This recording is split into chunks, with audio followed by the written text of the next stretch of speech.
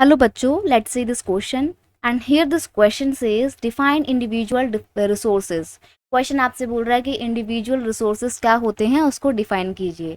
आपको नाम से पता लग रहा है इंडिविजुअल। इंडिविजुअल का मतलब होता है एक पर्टिकुलर पर्सन, यानी कि एक पर्टिकुलर पर्सन का जो भी प्राइवेट रिसोर्स होता है वो इंडिविजुअल रिसोर्स में आएगा, क्योंकि इंडिविजुअल का मतलब ही होता है private, personal, right.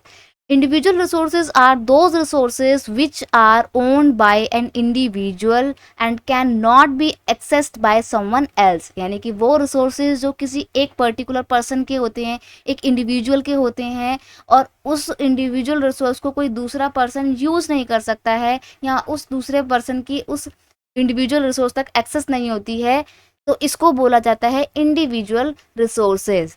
These are also referred as private resources. इसी को प्राइवेट रिसोर्सेज भी कहा जाता है। देखो, प्राइवेट का मतलब आप समझ रहे हो ना, जो किसी एक पर्सनल किसी बंदे का होता है, ठीक है। तो किसी एक पर्सनल व्यक्ति के जो भी रिसोर्सेज होते हैं उसको इंडिविजुअल रिसोर्स कहते हैं।